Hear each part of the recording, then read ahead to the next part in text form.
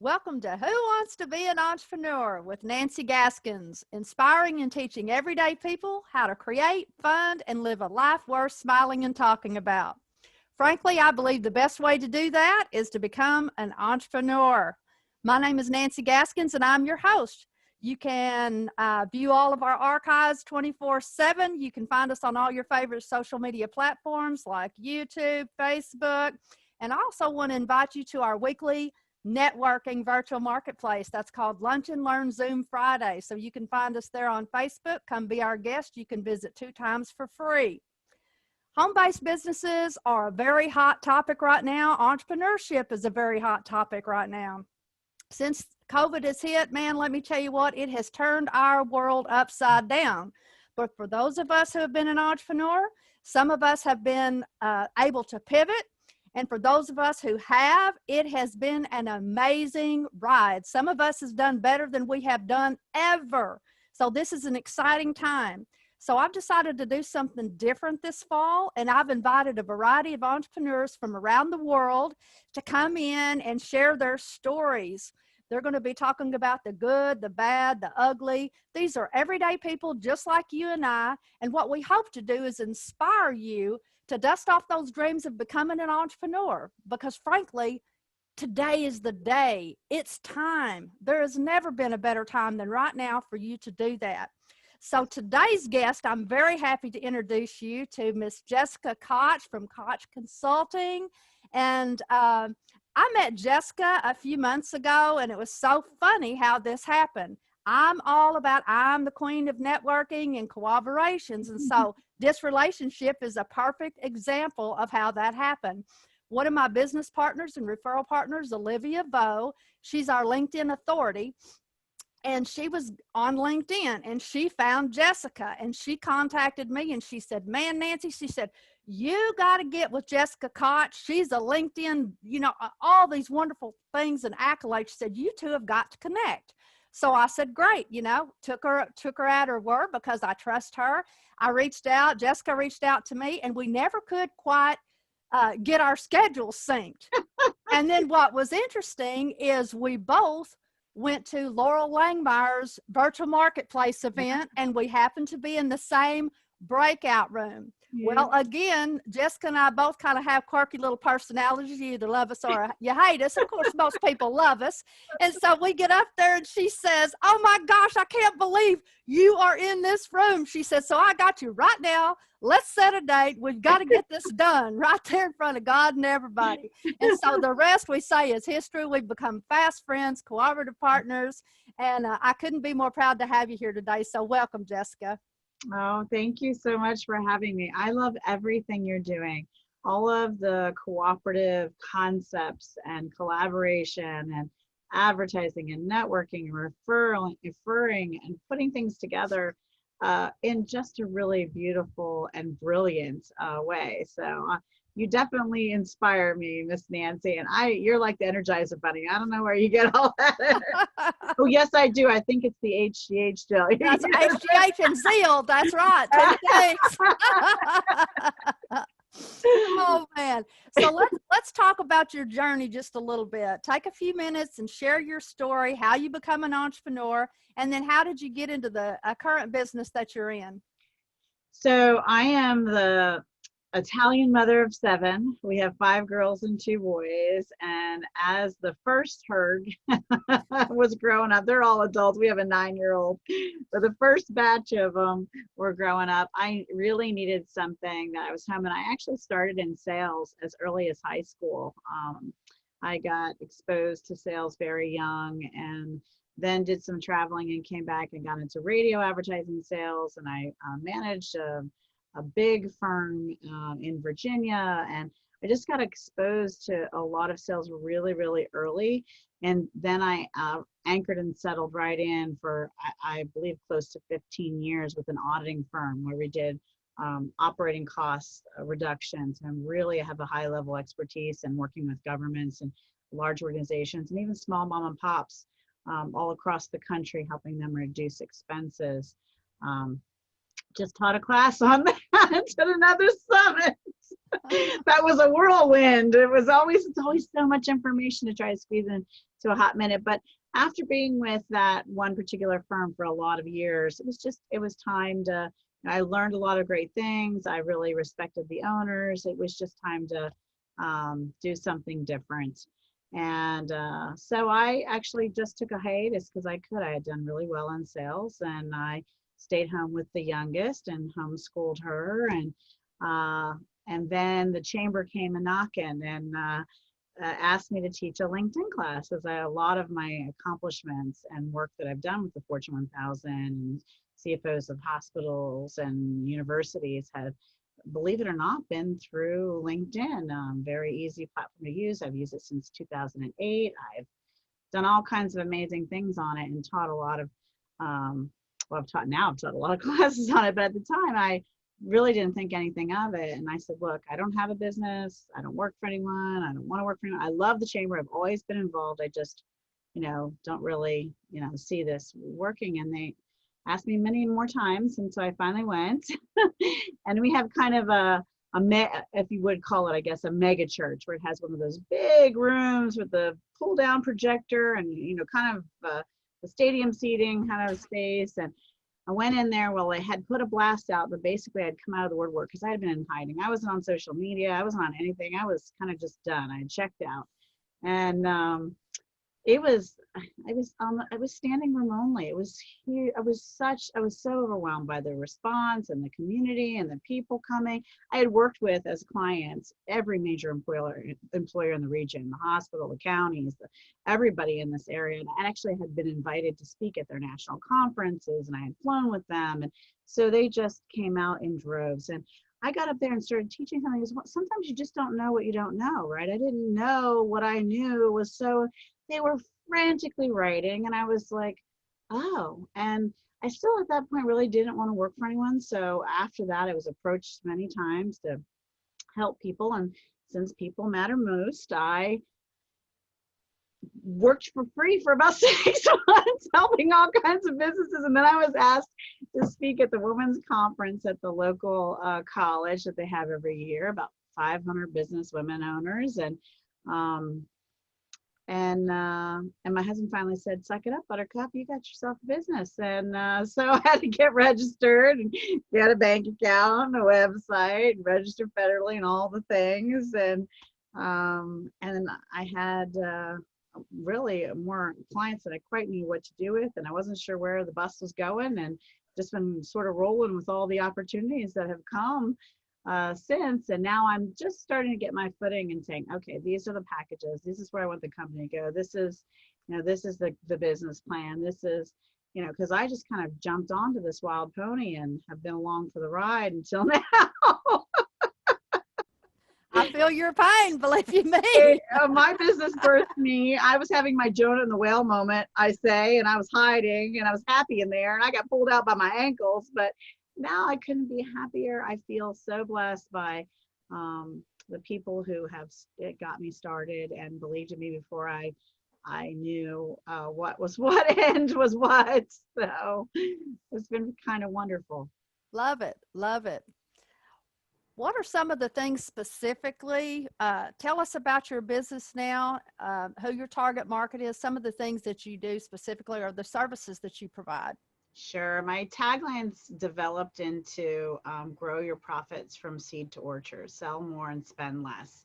So what I found was a couple of things. I have all these great tried and true, traditional, old school, if you would. I dyed my hair so you can't see how wise I am.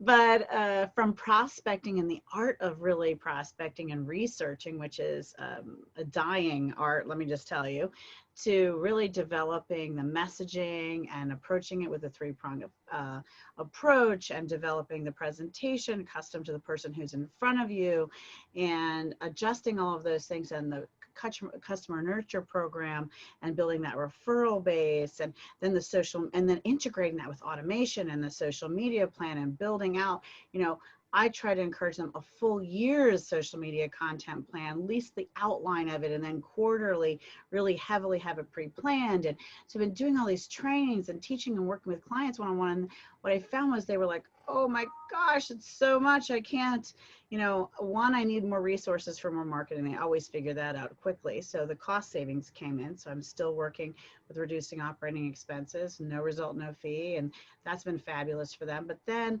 I added the virtual assistant membership program and developed a small team of really valuable individuals who are knowledgeable about the different steps I said, as well as can be customized to do unique things to give people their life back. If you want to grow your profits from seed to orchard, a farmer cannot tend an orchard with his own two hands, only just a few trees. If you really have dreams of building your business that way, there needs to be systems and processes that are repeatable, and then it needs to be scalable by adding team members. And most people don't even know where to start with that. And so I take care of all of that for them, and I oversee the project, and I provide them with a person, and I help them identify things they can take off their plate. And it's kind of been a nice symphony of everything I know coming together with everything they need. So Fabulous. Fabulous. Okay. One of Jessica's amazing skill sets is affiliate partnerships and connecting people and all of that stuff. And that also happens to be one of my strong suits. So of course I pay attention anytime I see a dynamo like her out there rocking it. And she certainly does. And so over the last couple of days, she's been involved in this Solopreneur Accelerator Summit. You want to address that, tell us what that was all about, and then maybe pull some of those different things apart and give them some tips on things that you've learned. What I'd like for you to do is maybe share your favorite tools and then talk about affiliate partnerships a little bit, how we can leverage that to add additional streams of income to our businesses.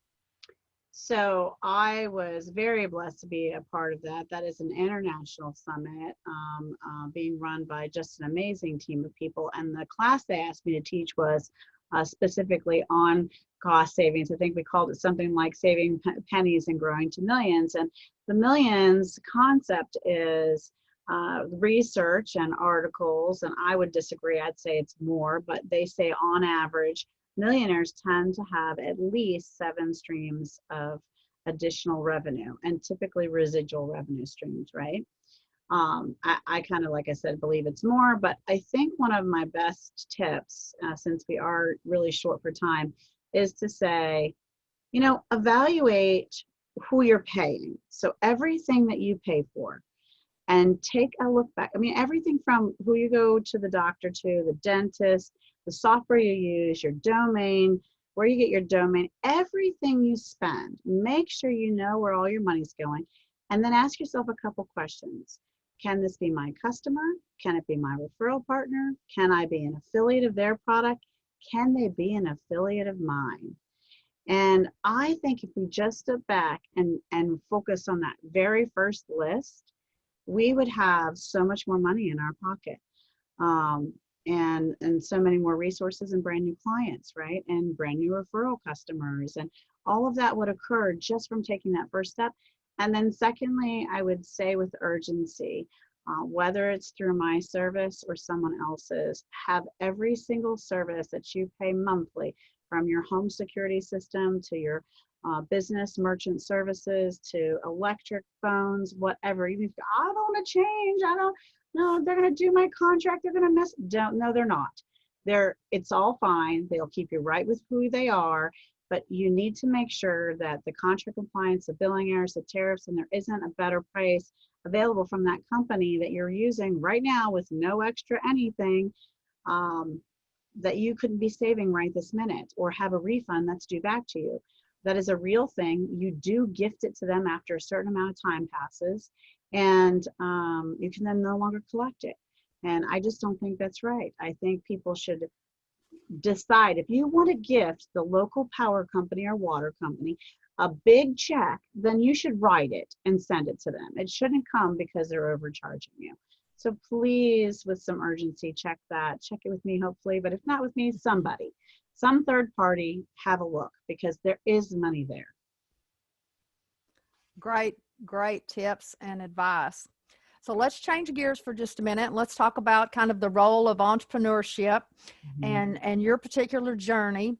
What are some tips and advice that you'd give somebody who's interested in becoming an entrepreneur, or perhaps they already are, they kind of have that, but they want to kind of jump to the next level, or really they want to get back in the ball game. Let's just say that.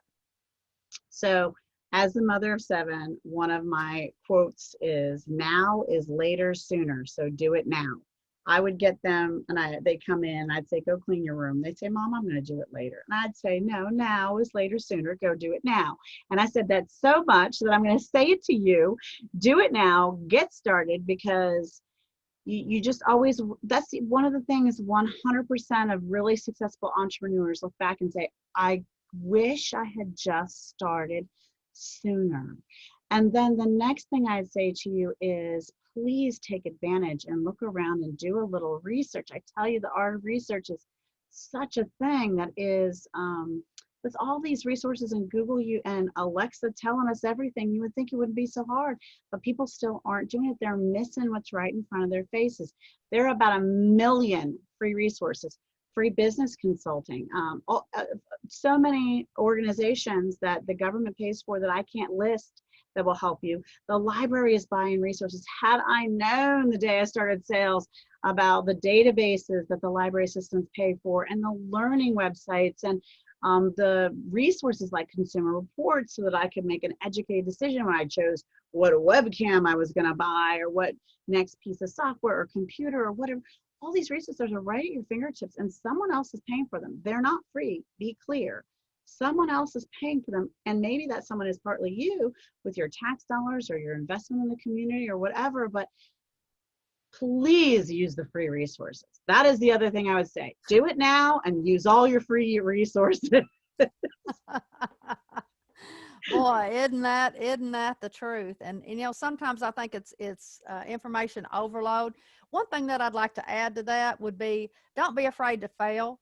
You know, there was a statistic one time that I heard, and I've repeated it, and I'm sure it's probably a lot different now, but it said the average entrepreneur who is crazy, wildly successful has failed 17 times. Sure. And most of us, we fail once or twice, we get beat up, we get our knees scraped, family makes fun of us, friends make fun of us, and and For and you know, we sure. decide not to get up and try it again. Yeah. But those crazy successful people, they try and try again. And John Maxwell, I plugged his book, I should be getting an affiliate commission off of it, Failing Forward. Hear that, John? Well, you just have to Anyways, get an affiliate program with yeah, I have it. I just didn't, have it to drop it in here. I do. Believe you me. I tell people that all the time. Every time you guys post something, I'm like, where's your affiliate link?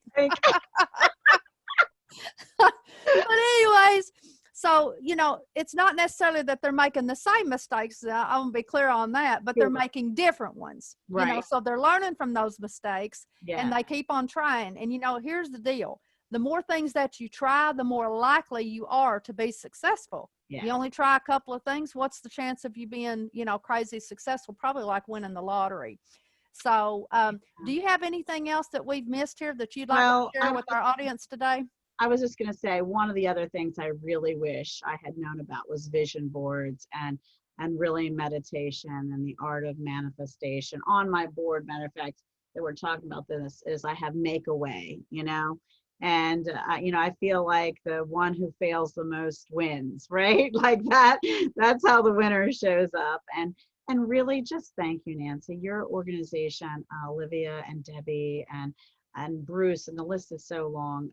They're such amazing individuals, and really care and go above and beyond. And it's a fantastic organization. So I'd also say, find your family, right?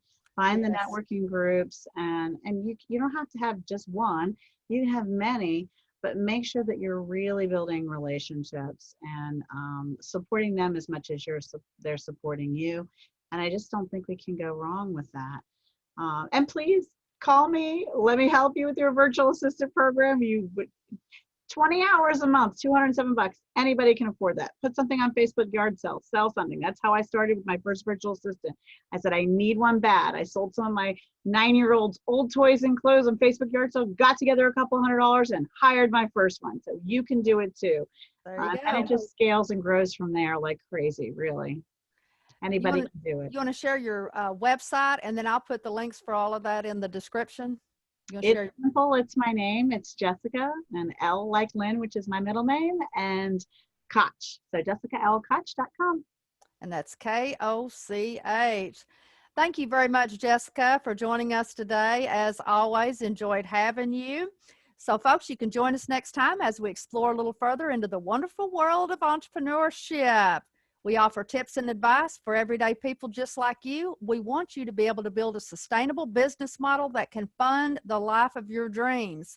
For those of you who may already be in business, we're going to help you rise higher, go further, faster. We want you to grow your business exponentially. So quit being ordinary, go for extraordinary. You wasn't put here on this earth to be ordinary, right? So quit living a mediocre life. You can text your questions in if you have any for an upcoming session at 850-499-7149. You've been listening to Who Wants to Be an Entrepreneur, and I'm your host, Nancy Gaskins. Thank you again, Jessica. Bye. Thank you.